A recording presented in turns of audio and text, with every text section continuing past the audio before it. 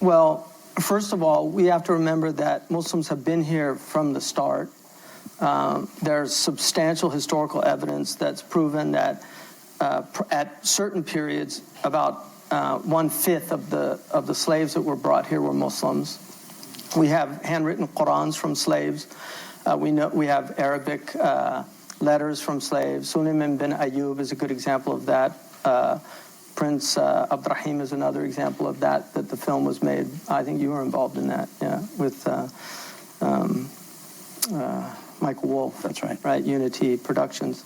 So we also have the earliest example of a white convert to Islam is George Bethune English, who got his master's degree, which was the highest degree at the time, at Harvard.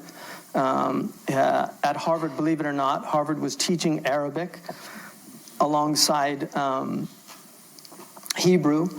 And if you get the first edition, facsimile version, you can buy it, of Noah Webster's 1828 dictionary, hence we get the word Webster's dictionary, but that was the first American dictionary. He wanted to prove that English was from Arabic, from Hebrew, but he ended up feeling that there were actually more Semitic roots in Arabic that were related to English. So the book is filled with Arabic typography. And so he's got earth, ard, baby, baboos, cave, kahf.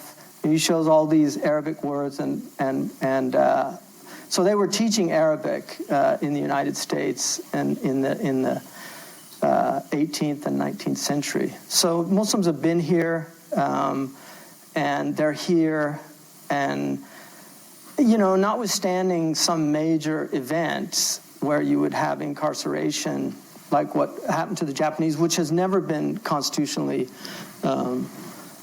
declared unconstitutional. It has to go to the Supreme Court, so that's never happened. And FEMA does have internment camps for a national emergency or something like that. So I would hate, God forbid, if there was some kind of nuclear dirty bomb or something like that. Who knows?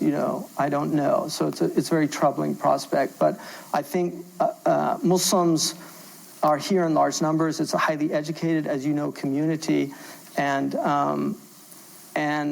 there's also a lot of really hardworking, decent Muslims that are here, like many other communities.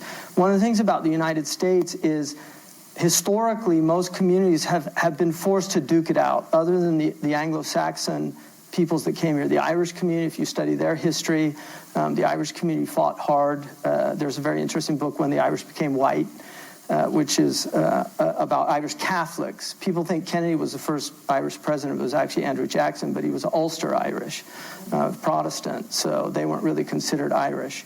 But the Irish Catholics had a very hard time in this country. But what they did was they duked it out on the streets. They created world-class teaching institutions, and now, 1 out of every 4 Americans has some kind of Irish roots. And St. Patrick's Day is the biggest parade in New York and Boston. So good things happen if people work hard enough and are willing to kind of take the blows.